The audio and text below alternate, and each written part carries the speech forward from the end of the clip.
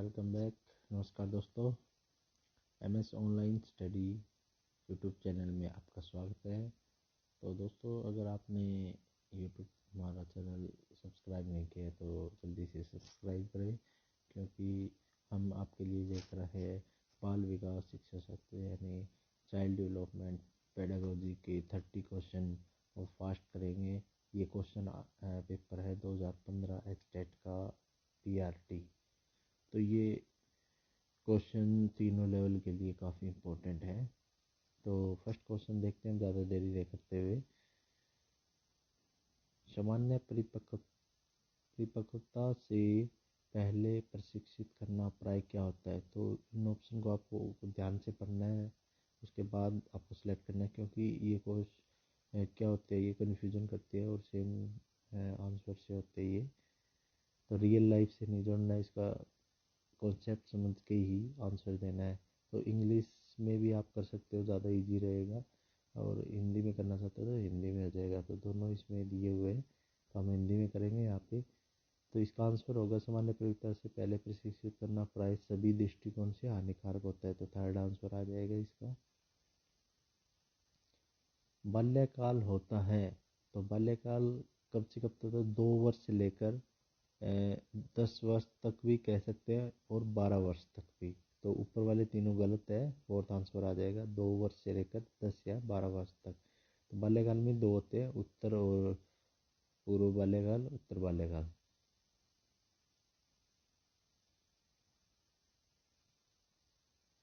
Next देखते हैं third number question.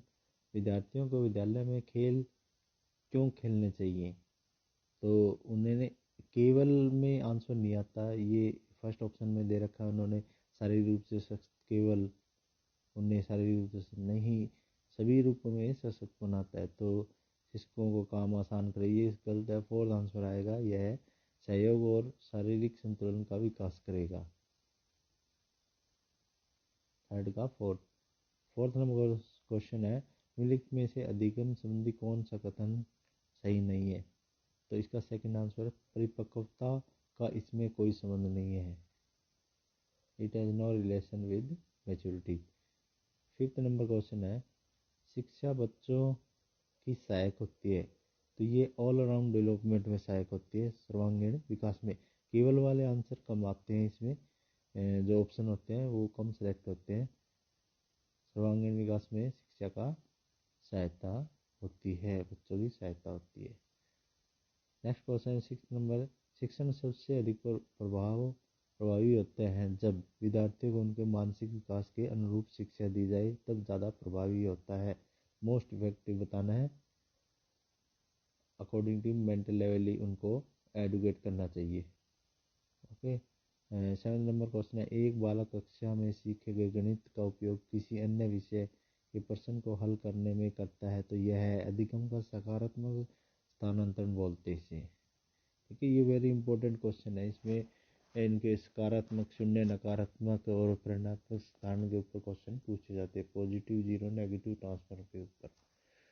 तो नेक्स्ट क्वेश्चन है 8 नंबर क्वेश्चन, निम्नलिखित में से कौन सा कारक बच्चे के सर्वांगीण संवेगात्मक विकास को सबसे कम प्रभावित करने वाला है? तो खेलकूद इसको सबसे कम प्रभावित करता है। नेक्स्ट क्वेश्चन है 9 नंबर क्वेश्चन, कोहल वर्ग के अनुसार वह सदर जिसमें बालक की नैतिकता दंड के भय से नियंत्रित रहती है कहलाता है। तो सेकंड आएगा कन्वेंशनल मॉरल लेवल, परंपरागत नैतिक स्तर। 10 नंबर क्वेश्चन, पियाजे बहुत इंपॉर्टेंट है, संज्ञानात्मक विकास का प्रतिपादक है। तो 4 चरणों में से कौन सा नहीं है? तो ये चारों चरणों को आपको अच्छी तरह करना है, उनकी मीनिंग्स भी आपको आने चाहिए। तो इंद्रिय कामक होती है, पूर्व संक्रियात्मक, प्री ऑपरेशनल भी होती है, सेंसरी मोटर भी होती है, पोस्ट ऑपरेशनल नहीं होती। इसकी जो कॉन्क्रीट स्टेज होती है वो आती है संकीर्ण अवस्था। और फोर्थ है अमूर्त संक्रियात्मक, ये भी होता है। तो थर्ड नंबर नहीं होता है, आंसर आ जाए थर्ड। 11 नंबर क्वेश्चन, निम्नलिखित में कौन सा कथन सही नहीं है? तो विकास और वृद्धि एक दूसरे के पर्यायवाची, तो ये सही नहीं है।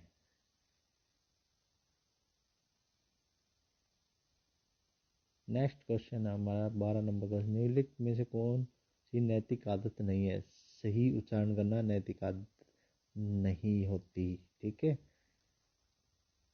और उनमें सभी नैतिक आदतें होती हैं। तो ये क्वेश्चन आपको बहुत अच्छी तरह से पढ़ना है, देखना है, क्योंकि ये इसमें नहीं दे रखा है तो ये कंफ्यूजन करता है, कई बार क्वेश्चन गलत कर देता है। निम्नलिखित में से कौन सा विकल्प शिक्षा मनोविज्ञान की एक सीमा है? व्यक्तिक भिन्नताओं की समस्या, प्रॉब्लम ऑफ इंडिविजुअल डिफरेंस।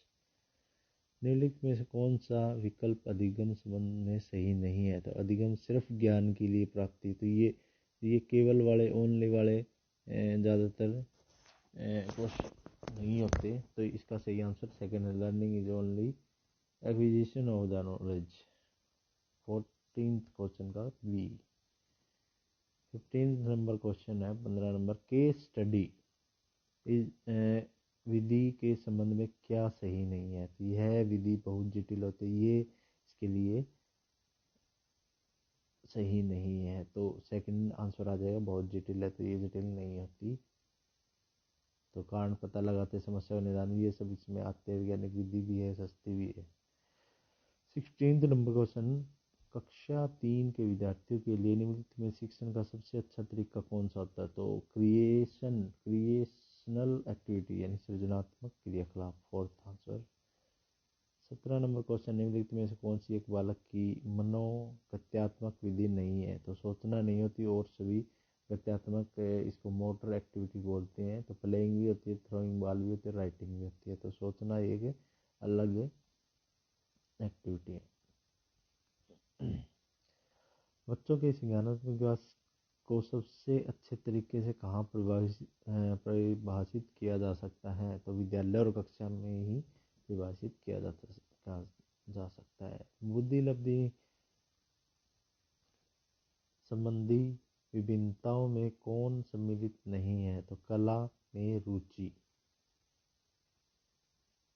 तो 19th का आंसर आ जाएगा थर्ड, कला में रुचि। 20वां क्वेश्चन, निम्नलिखित में से बौद्धिक वातावरण को प्रभावित करने वाला सबसे महत्वपूर्ण कारक कौन सा? विद्यालय का वातावरण सबसे अधिक भौतिक वातावरण को प्रभावित करता है। नेक्स्ट क्वेश्चन है, पियाजे के अनुसार विकास की प्रथम अवस्था जन्म से 2 वर्ष तक बच्चा अधिक उपयुक्त प्रकार से जिसके द्वारा सीखता है वह इंद्रियों के द्वारा ज़्यादा सीखता है, सेंसिंग के द्वारा ज़्यादा सीखता है, क्योंकि 2 साल में वह अमूर्त चिंतन कर नहीं सकता, थिंकिंग कंप्रेशन, न्यू वर्ड, नए वर्ड भी नहीं सीखता, बाई कॉन्क्रीट थिंकिंग, वो चिंतन नहीं है। तो फर्स्ट आंसर इंद्रियों के प्रयोग द्वारा। निम्नलिखित में से किस क्षेत्र में एनसीईआरटी मनोविज्ञान का प्रयोग कर रहा है? तो पाठ्यपुस्तकों के निर्माण में कर रहा है। 23वां क्वेश्चन, निम्नलिखित में से किस कारक को सीखने पर सबसे कम प्रभाव पड़ता है? तो लिंग भेद को सीखने में सबसे कम प्रभाव पड़ता है। क्वेश्चन नंबर 24, निम्नलिखित में से कौन सा प्रभावशाली विधि दोष नहीं है? तो इस विधि में अनेक व्यक्तियों के विचार जाने जा सकते हैं, तो ये नहीं है। 25 नंबर क्वेश्चन, निचली कक्षा में शिक्षण का खेल विधि जिस पर आधारित है वह है विकास और वृद्धि मनोविज्ञान का सिद्धांत। क्वेश्चन नंबर 26, निम्नलिखित में से कौन सा लक्षण बहुमुखी व्यक्तित्व का नहीं है? तो डे ड्रीमर, ये इसका बहुमुखी लक्षण नहीं है। और ऊपर 3 मिलनसार होते हैं, बहुमुखी, नेतृत्व शक्ति होती है, आक्रामक होते हैं। तो अंतर्मुखी, बहुमुखी ये बहुत ही इम्पोर्टेंट टॉपिक है। तो आज इसकी एक और भी स्क्रीनशॉट मैं भेजूंगा यूट्यूब चैनल पे। निम्नलिखित में से कौन सा बालक के मानसिक स्वास्थ्य पर प्रभाव डालने वाला कारक नहीं है? कक्षा में नींद आना, तो ये नहीं होता इसमें। निम्नलिखित में से कौन सी अभिव्यक्ति की विशेषता नहीं है? यह स्थायी होती है या टेम्परेरी, ये वाला नहीं है। 28 का थर्ड, एक बालक की संज्ञानात्मक शक्ति जैसे कल्पना शक्ति, बुद्धि, निर्णय लेने की क्षमता आदि के संबंध है बालक के मानसिक विकास से, मेंटल डेवलपमेंट के संबंधित है। लास्ट क्वेश्चन है इस वीडियो का, उपचारात्मक विधि का प्रयोग जिनके लिए किया जाता है वे है समस्यात्मक बच्चे। तो धन्यवाद दोस्तों।